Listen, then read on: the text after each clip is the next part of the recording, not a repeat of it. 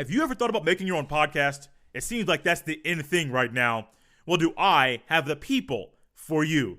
Anchor is a one-stop shop for recording, hosting, and distributing your podcast. Best of all, it's 100% free and extremely easy to use. And now, Anchor will match you with great sponsors who want to advertise on your podcast. That means you can get paid for podcasting right away. To get started, go to anchor.fm/start. Once again, that's anchor.fm/start.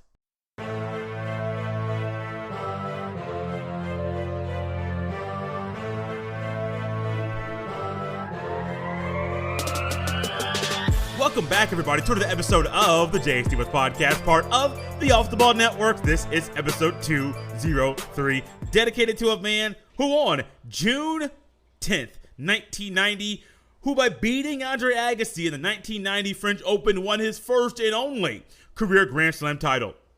Mr. Andres Gomez. And as always, thank you for listening and downloading another episode of the podcast. On today's episode, we are joined by Mr. Brandon Pope from the CW in Chicago to talk about his career in media and broadcasting and the Chicago Bears drafting Mr. Justin Fields. This interview, it's memorable for numerous reasons, but the main one is this is the first time I can remember interviewing someone and most of the interview is not surrounded by a sports topic. Yes, you all know by now. If you haven't, you'll learn a little bit about Jay's interviewing style. I like to go through people's careers, what they've done in media, what they've done in broadcasting, when they found out this was the field or the career they wanted to hop into, and then some stops along the way. Well, this one, there are some stops along the way, and some of those stops aren't your typical things that you hear during one of Jay's interviews. Trust me, it's very, very memorable. It was enjoyable. Brendan and I sat down via Zoom on May 20th, and I can't wait for you to tap in, tune in, and listen to Brandon Pope as he talks about his career in media. There is no open today. Due to the length of the interview, I have decided to cut out the open or the opening comment or topic and hop right into my conversation with Mr. Brandon Pope. So without further ado, let's go ahead and take a trip to Chicago, Illinois to enjoy my fun conversation with Mr. Brandon Pope of the CW in Chicago.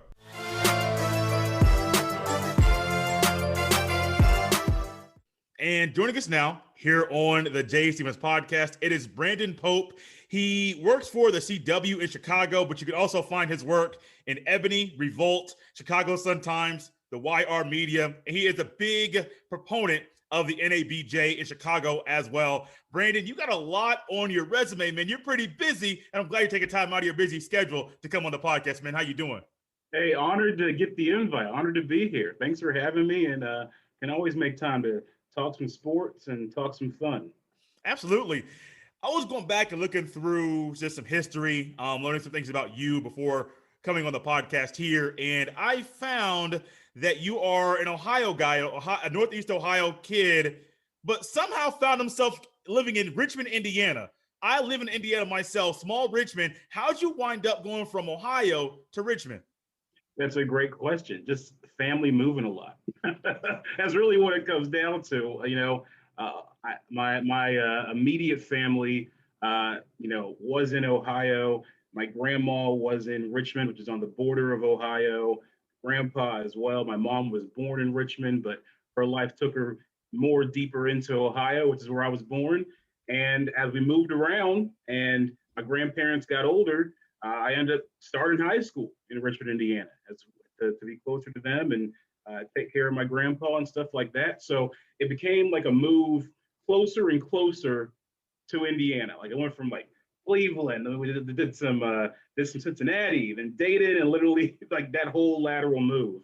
So it's been cool to have kind of both the big town experience and the small town experience. Absolutely. Was that where in Richmond, was that where your thought or love for media was kind of birthed? It was in Richmond? In a sense, yeah, I'd say so. I think I've always kind of looked at media as something I could see myself in. When I was a kid, I was always, like most kids, watching Saturday morning cartoons. I was watching Nick News, and I was like, I see a lane here. There's some ways I could, have some fun. whether it was voice acting or whatever, I was thinking all kinds of different ways. And in Richmond, I got to Richmond High School and I really honed my skills. I didn't know it was journalism. I didn't know what the term was at the time. I mean, I was just kicking it with my friends, making music videos of popular hip hop songs and doing documentaries and, getting in trouble along the way, doing sports broadcasting, play by play, and stuff like that for when I wasn't playing football. So it was just, I kind of fell into it. I started to really develop this love for it. And as I kept going and kept going, I just realized, okay, this is the thing for me. When I got to Ball State in Muncie, Indiana, that's where I went to college. That's where it really, really ramped up. And there was a name for it, and there was a focus. And I started to really see where I could make a career. Because the Ball State program is just so expansive that it allows you to kind of like dip and plug and play kind of wherever you want in this wide media career type of thing. So that's kind of how it all formed together. It's kind of an interesting connection because I did see that you did go to Ball State. My uncle was born in Fort Wayne. He went to Ball State for a little bit, didn't finish there, but he went there, wrote for a small black newspaper in Fort Wayne, Frost Illustrated. I believe David Letterman is a Ball State grad as well. And I considered early on, I was like, maybe if this is a route that I wanted to go, going to Ball State, because I've heard about all the good things that Ball State has as far as communications, media, journalism. Their program, their school is really one of the best in the country based off what I have heard. And it's amazing that you're going from Northeast Ohio to Richmond to Ball State. And you talk about the sports at Richmond. And I was thinking you just seeing things about you might be the sports guy at Ball State. That might be a path you go. Was that kind of like, were you known as like the sports broadcast guy at Ball State while you were there? That's funny, man. I came in focusing on sports, right? Okay. I wanted to be a sports broadcaster.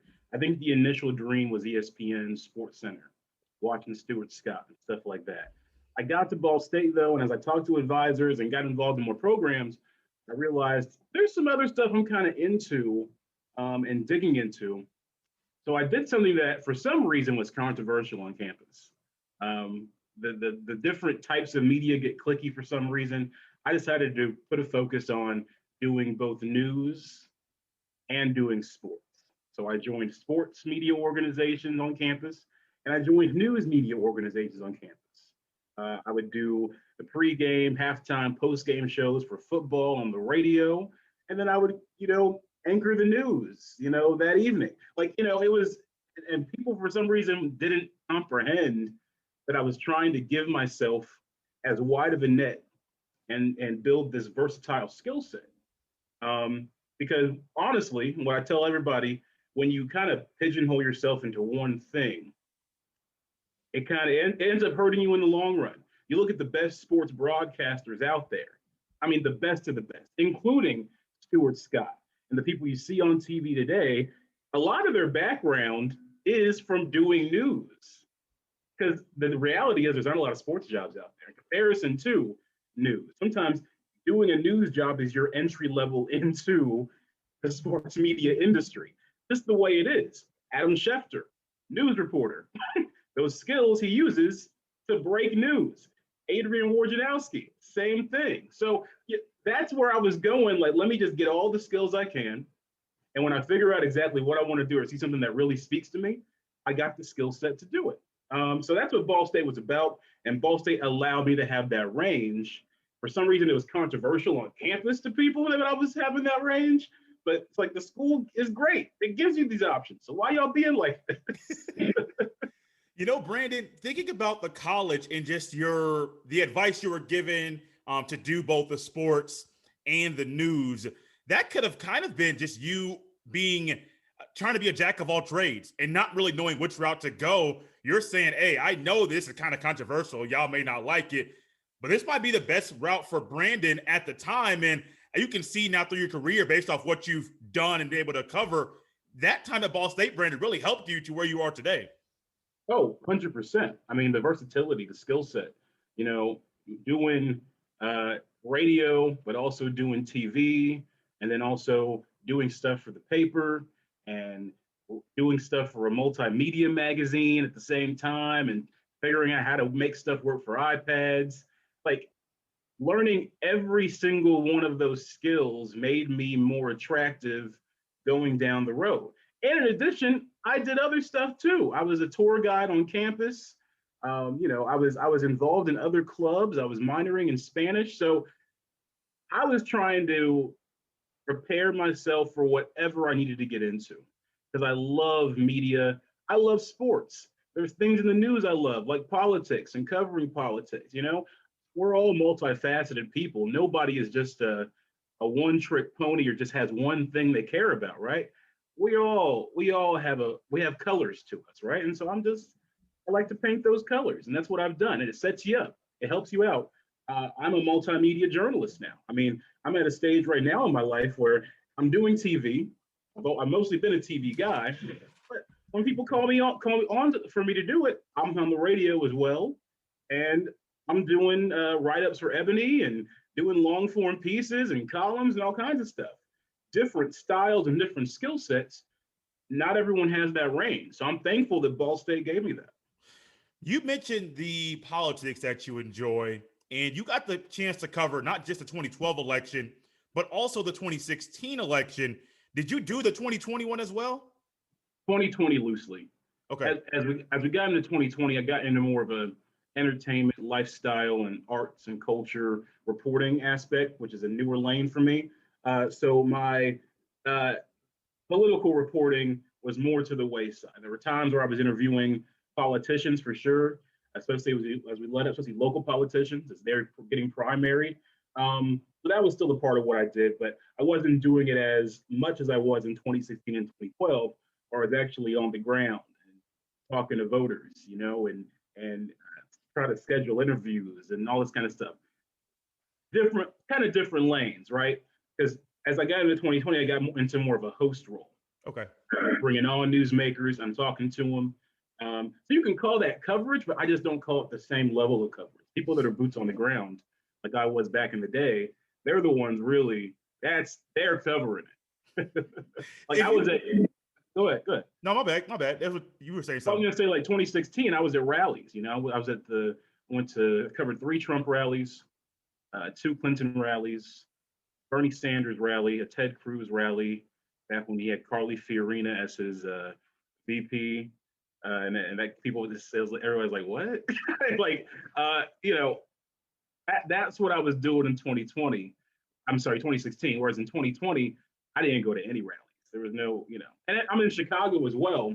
Versus when I was in 2016, I was in South Bend, Indiana, which is on the border of Michigan, and I was covering Michigan and Southwest Michigan area. So, just different level of things.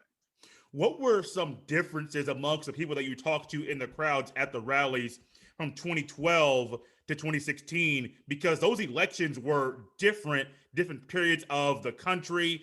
The cultures were changing. Social media had a more prominent role, I think, than it did in 2012. What were some differences amongst the people you talked to in the crowds between those 2 elections? Wow, I've never been asked that before. That's a tough one. It's tough to compare because there was just such different times, right? In 2012, I think that things were brewing in 2012 to what we ended up getting in 2016. I think things have been brewing since 2008 and a Black president was elected. That's what I really think happened. 2012, things are still rising and getting there. So you heard, the grumblings about Obamacare, the grumblings about, this feeling that white America is losing their grasp and they're just going to be like, this is just the sign of the end of white people. It was weird. You got that sense in 2012, but it was quiet. It wasn't like an out loud type of thing. And then 2016 happened, and it just, you can't really compare it to 2012. It was just so completely different. 2012, you had 2 candidates who were extremely competent and extremely liked on both ends.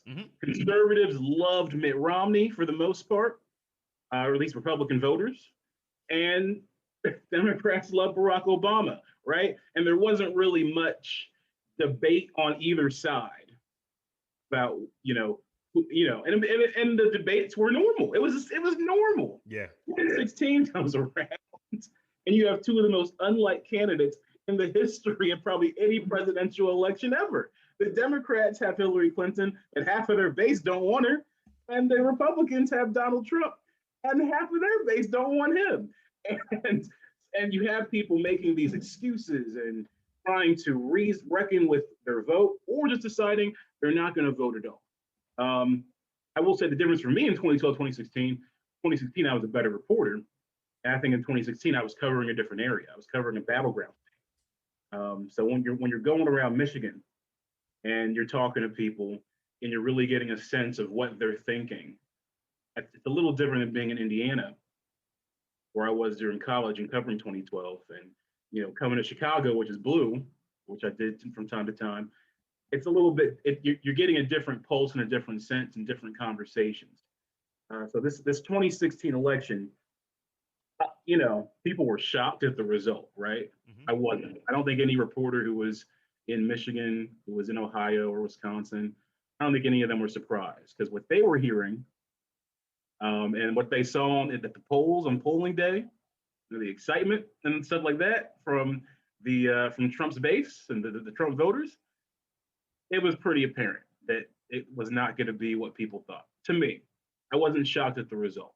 I remember, and the biggest reason, I don't want to get too deep into this, the biggest reason I wasn't surprised, I had talked to many people, like probably more than a dozen. Mhm. They had the Trump Pence sign outside their place, and they would, if I didn't bring it up, they'd bring it up. It could be a story that's not even political. I'm just there covering something light. And they'd say, hey, you may have noticed the Trump Pence sign outside. What do you think about this election? I'm like, yeah, it's wild. I don't really have an opinion. I'm a journalist. And they're like, yeah, I'm not a big Trump fan, but that Mike Pence, he's a good Christian conservative, and I think he'll steer the ship right. But I can't do Hillary Clinton. And I heard that sentiment so many times, which is why I tell people that if Donald Trump doesn't pick Mike Pence, he may not win. The turnout probably isn't as high. Him picking Mike Pence was probably the biggest swayer of what ended up happening. The VP choices were it was probably an election, I'd say, where the VP choices mattered more Mhm. than they ever were going to any time before or after. Usually VPs are an afterthought. Usually VPs don't sway people as to what they're going to do, which is why Hillary Clinton picked Tim Kaine, who nobody knew and was very safe and smiley and, not really, if she would have done what Trump did, pick somebody totally opposite of her, who energized a part of the base that didn't like her, maybe it's a more, like if she would have found a way to get a Sanders or Elizabeth Warren or somebody that's more left of her, that's more exciting and appeals to younger people and the people in the base that, because that's what Trump did. The Trump campaign said, okay, clearly we have our base, but our base alone isn't going to win. We need Republicans and conservatives and people who always vote red, who are concerned right now about my rhetoric and behavior. We got to give them some assurance. So that whole 2016 was just such a different lane. We're going to talk about 2016 for decades and decades and decades. And that's why journalists are important, because they're drafting that history for us. They really are. And we could talk all about the journalism and reporting, but your hosting role that you're currently in now, just from talking to you right now, it seems like that fits you, your personality, who you are as a person, and maybe your experience early on, Ball State, South Bend, Chicago, maybe that experience has kind of helped you be who you are now. But I feel like you as a host on the CW, that might be a show that people will enjoy that aren't just in Chicago, but around the country. Be like, hey, that Brandon Pope guy, I like what he's doing. That's the hope, man. I love having great conversations. That's really what it's all about. I'm all about having great conversations, meeting new people. That's kind of why I got into it, because I'm a social guy to a degree. I mean, I'm an introverted extrovert. So I enjoy talking to people, meeting new people, learning new things. I think that's how we make progress in this country, is conversations. People don't have conversations, then we started having some issues. And I think in times like this, especially these polarizing times, having nuanced Mm-hmm. conversations, breaking down things, and not just putting out hot takes is crucial. It's so easy to take a 140 character tweet and judge a person completely off of that. Once you have somebody actually unspool it and really talk about it, be challenged with a different viewpoint that they may have not had before, I think that's how you get some real good stuff. So that's what I'm all about in the end. And so I'm excited for whatever the future holds with CW26. We're in a transitional period as we're looking at some new programming and stuff like that. But I love what I do. I love this city. You mentioned something very interesting to me, especially me being in sports. I know you love sports as well, but no matter what area of life it is, like people sometimes now don't want to be challenged about anything. Something you see on TV during a debate show, or maybe it be a conversational show. It could be Sports Center where they're mainly reporting on a lot of things. If somebody says something, it's via a report or via an opinion that challenges your thinking. So many people back away, shut you off, go to somebody else that says something that they like. And I think right now, when you say the nuance and challenging your thought process, that's, Brandon, how I think that people, sports fans, people that are just fans of just something like outside of sports, Marvel, we'll talk about that here in a second. You challenge your thought process, and it makes you really a better person. Yeah, I wouldn't be who I am without people challenging my thought process. I think all of us can look back at who we were in high school or college or even a year or two ago and can think about moments that we regret because there are things we may have said or done or thought or believed that now you look back, you're like, that's not me at all. Why? Because somebody challenged you, somebody gave you a different viewpoint. You were confronted with different viewpoints and you grew from it and you changed your perspective. So I think it's just so crucial.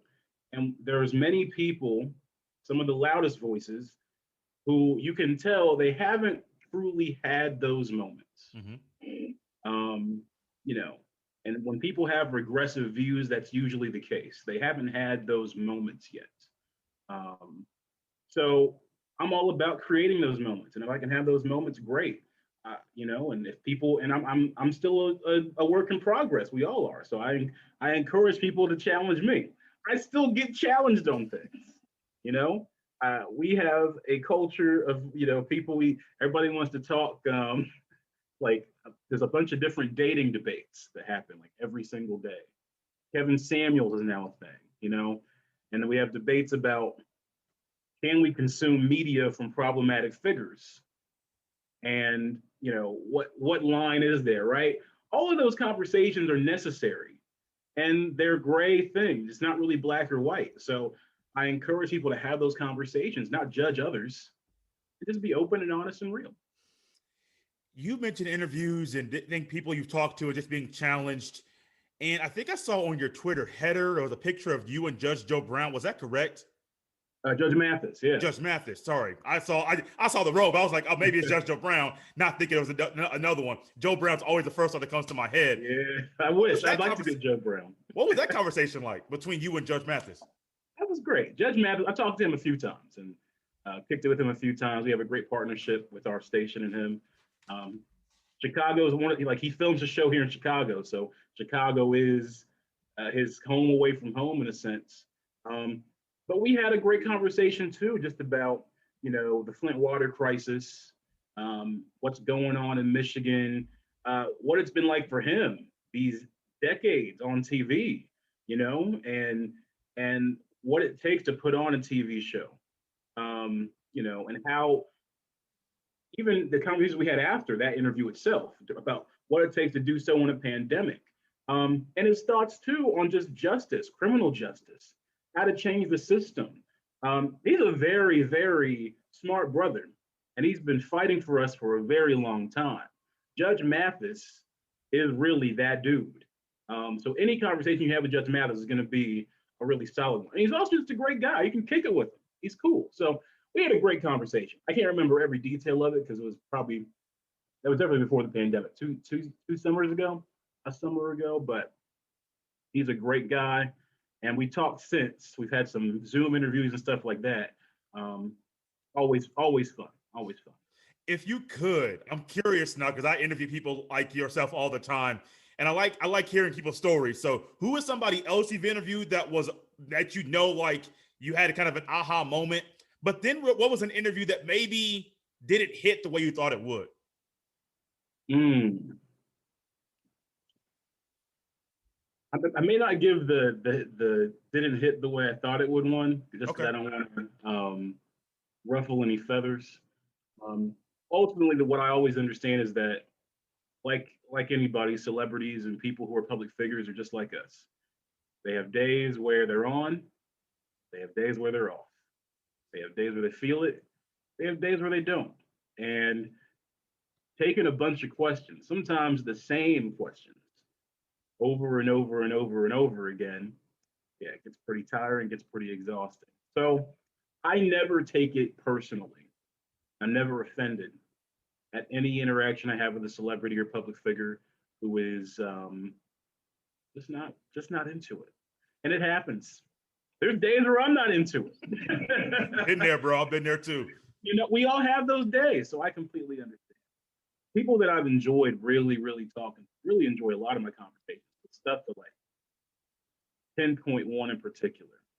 But I love the ones where I can just really kick it with somebody, right? Like it doesn't feel like I'm stepping up on stairs and talking to a person. It feels like we're like here. Um, Anthony Anderson recently was awesome. That guy was just down to earth type of dude. Mm-hmm. Candid, real, honest. You don't feel like you're getting media answers. Um, there's some people like Tay Diggs. Tay Diggs is always great, real, funny, goes with the flow. Uh, ask how you're doing. Um, Man, there's just too many. GLC and Twista. You could go down the line. There's so many great people who really have had some fun moments with. Even Ice Cube. Ice Cube. That's probably the only interview I've ever been intimidated about, where I was actually scared. Bro, I see him all the time. He seems like a guy that he'd be easy to talk to, but you've seen him do so much stuff on TV. That's where like the mental intimidation may come in. That's part of it.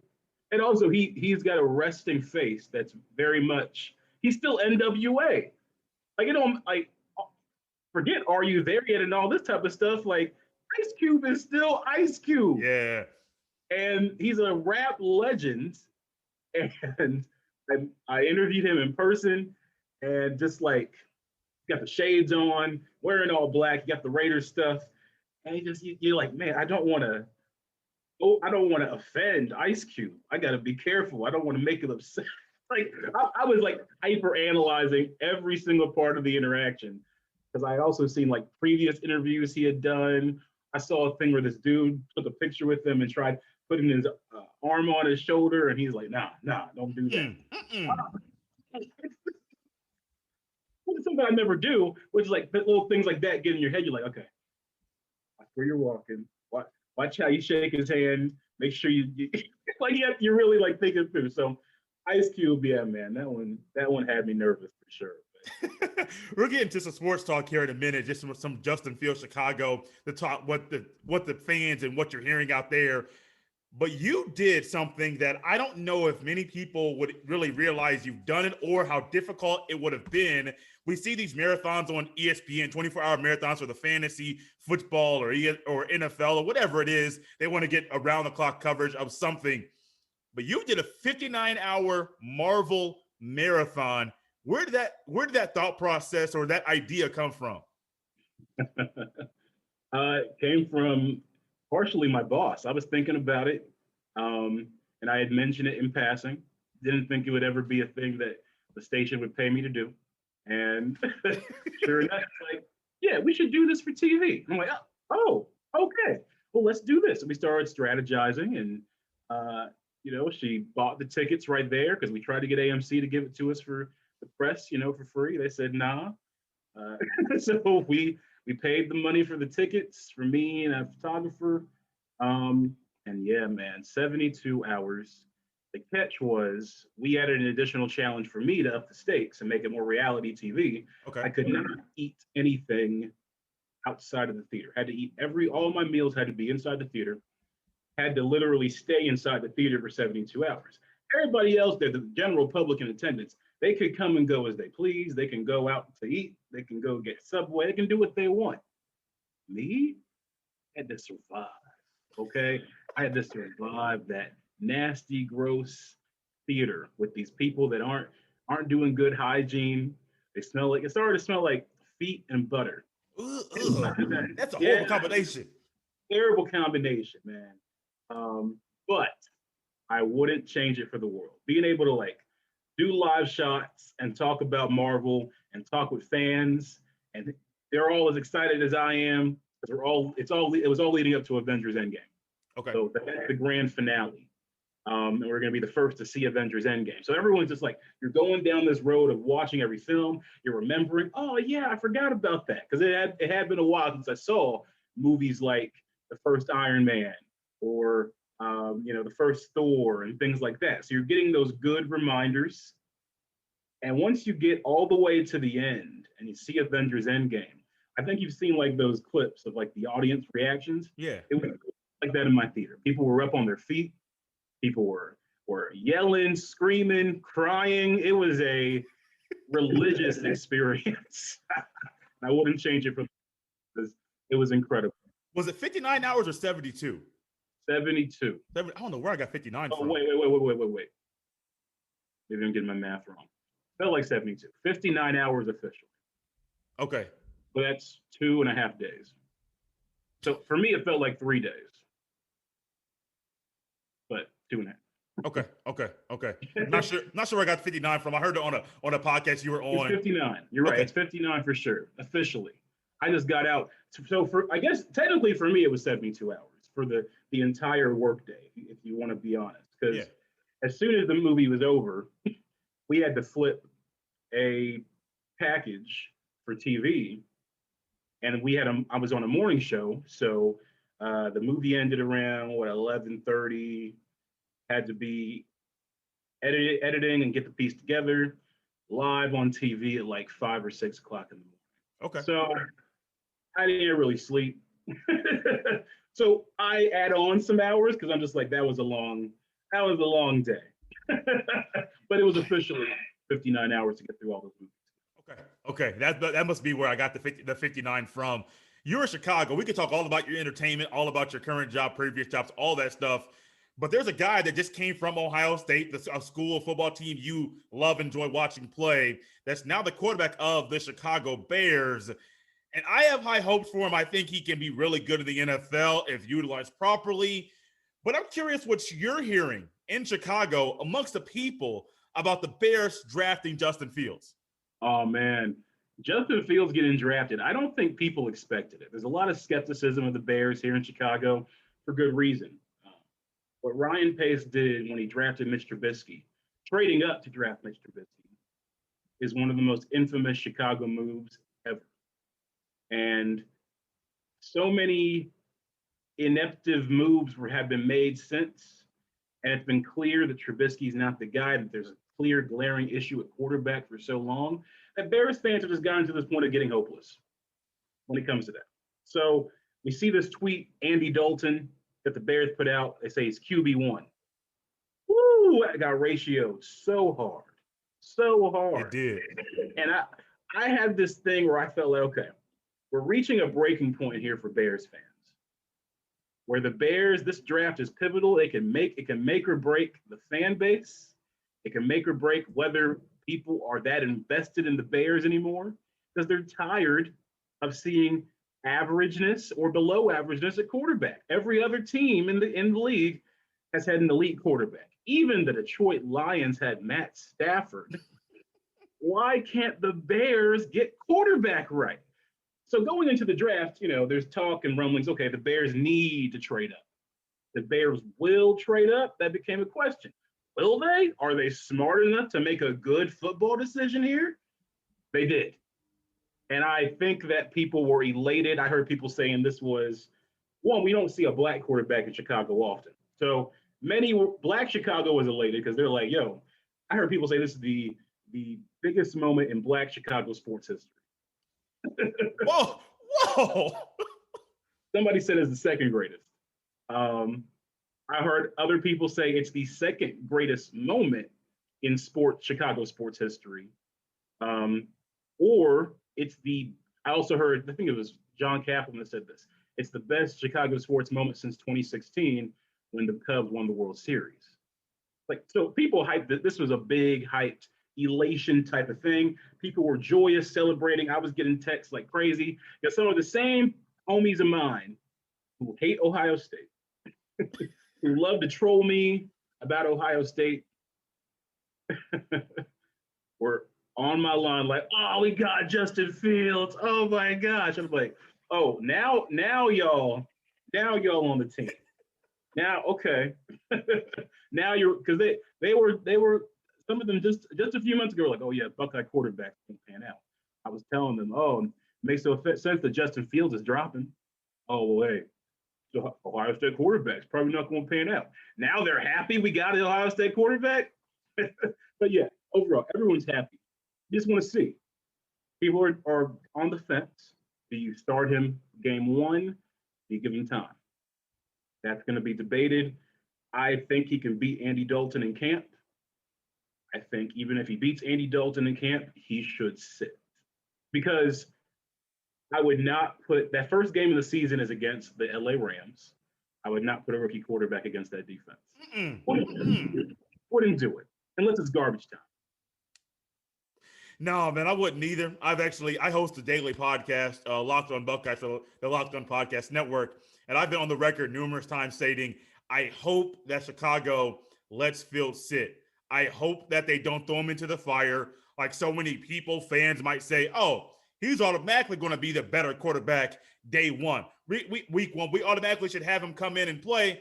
But I also have said, I don't know what you think about this, Brandon, but I don't think Fields would have been the quarterback he was year one at Ohio State if he didn't sit year one at Georgia. If he's not behind Jake Fromm, I don't know if he goes to Ohio State, transfers, and really has that early success or amazing start to his career at Ohio State if he doesn't sit there behind Jake Fromm. I think Fields is a more talented quarterback than Jake Fromm. I know Jake Fromm is a very good quarterback and very experienced quarterback at Georgia. But that experience, I think, and Fields seeing how Fromm not just played, but how he carried himself really helped him play and carry himself in the best way he could at Ohio State, Brandon. And I think that him sitting is a wise decision for Matt Nagy and that Bears organization.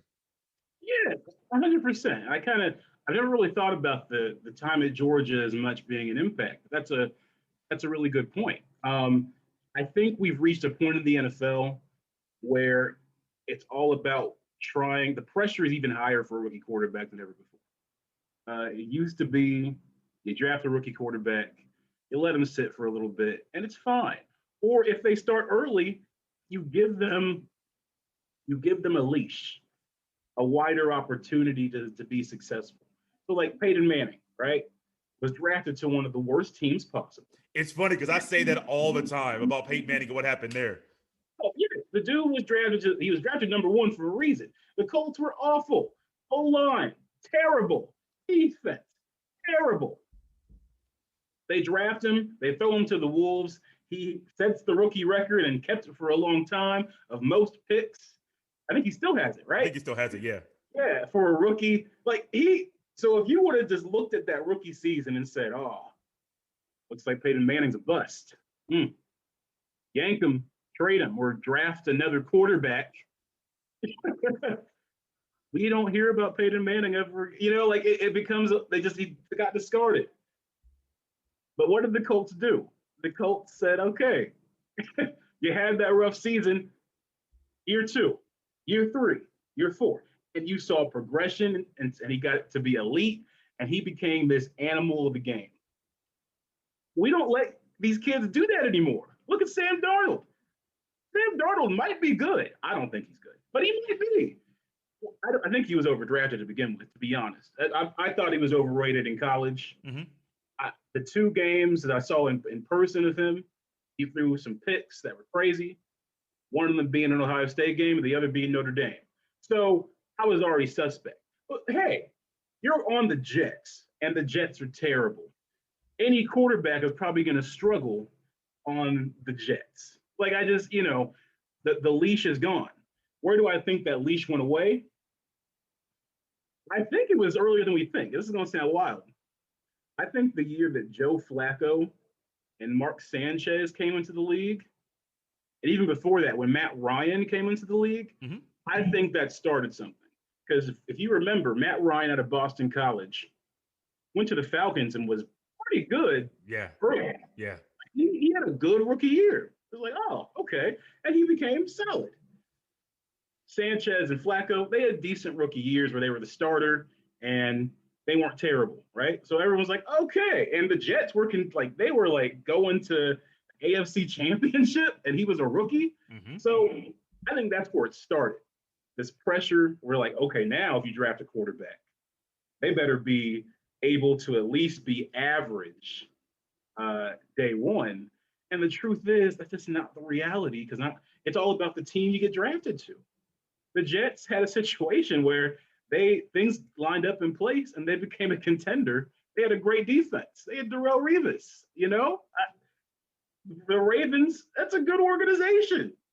A Super Bowl organization. Joe Flacco went to it, and it turned out they don't really expect much of a quarterback there anyway. So I just hope that Justin Fields is given the opportunity to succeed or the opportunity to fail, but he needs that opportunity. And the leash is shorter on black quarterbacks. Man, way too short, man. Way too short. Way short. They yank him quick. And I think you got to give Justin Fields time because I told a lot of my Bears fans this. I personally I would have preferred that Justin Fields get drafted to a Niners. Happy he didn't go to the Jets. Whew, that would have been bad. Yeah. He was the second best quarterback in the class. I don't know why he dropped. He was second best quarterback in the class. But I'm glad he dropped. I wish it was the Niners.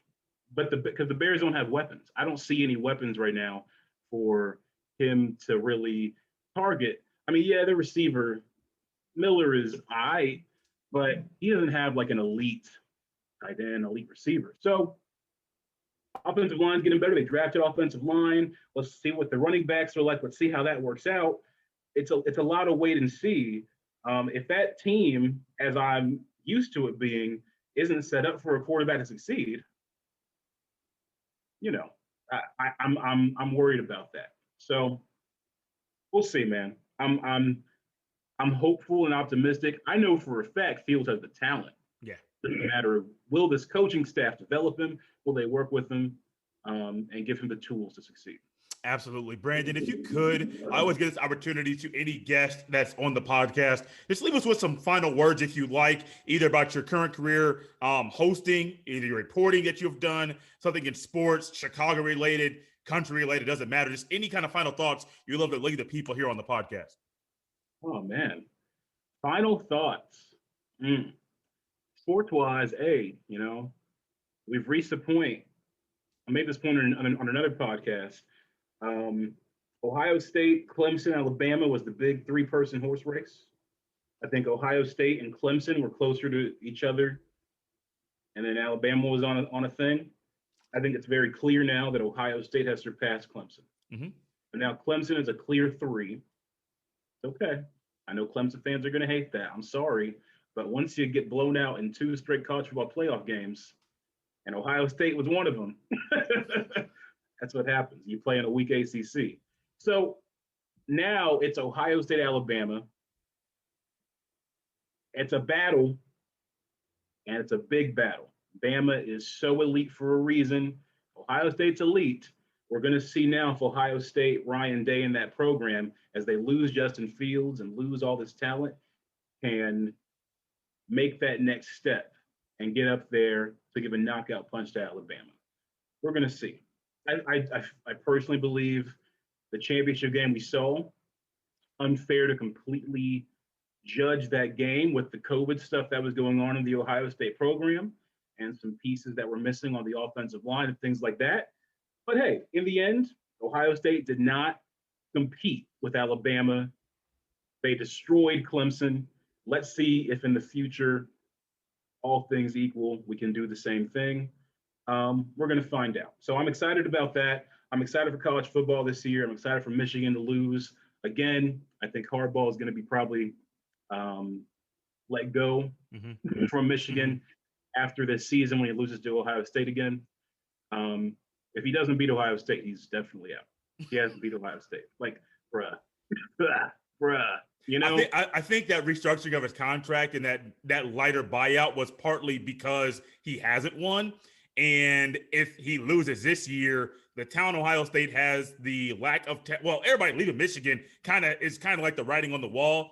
Bro, if you don't win, you may have to go back out west to coach a San Diego State or somebody at that level, get them to do some good before coming back and trying to do another Power 5 or power school. I mean, maybe a Group of 5 school may hire him, but I just don't see it. I don't see it at all. Man, Indiana and Northwestern are better football programs in the Big Ten than Michigan. There was a time, even though I hate Michigan, I'll say it. There was a time where that would be ludicrous to say. Because supposedly Michigan is supposed to be in that elite territory, class of the Big Ten, right? It's one of the elite brands. Indiana and Northwestern in football. We both have lived in Indiana. I do now. You have before. We understand Indiana football is nothing at all. Ooh. That's just Antoine Randall. Like this is wild to me. And they're getting some great transfers. Like Indiana's going to be good next year again. And Northwestern is, that defense last year was awesome. I don't care nobody. Nasty defense. You have 2 corners drafted in the first round. Their defense was elite. Michigan? Like Northwestern's got a better shot at winning the Big Ten than Michigan does. Like they need to look in the mirror and say, when did we let that happen? Let that happen. It's wild to me. I love it. It's laughable. I know you said final word. I guess gave you a bunch of words there because I had college football in my mind, but yeah, it's going to be a fun season. And overall, just like, thanks for having me on the podcast. I encourage everyone, follow your dreams.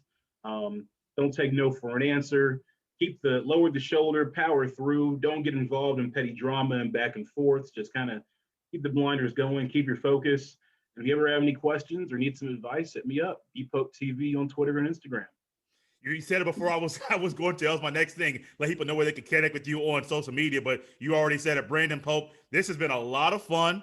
You're honestly the first guest that's not sports-centered, either sports media or an athlete. So it's kind of fun to just chop it up about things that aren't sports-related, kind of get a listener or something else to enjoy on their drive or while they're at the gym. But Brandon Pope, I really appreciate it. Thank you for coming on the podcast, man. This was a lot of fun.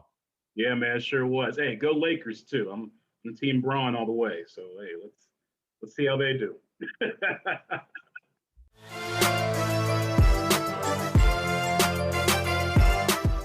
Normally, I don't mention the date that interviews are conducted, but with Brandon mentioning LeBron James and the Lakers at the end of our interview, I thought it was fitting and appropriate to relay the date that the interview was. Because LeBron James, the Lakers, they're no longer in the playoffs. Like I've heard one person on the radio recently, he is happy LeBron and the Lakers. Well, LeBron is not in the playoffs anymore.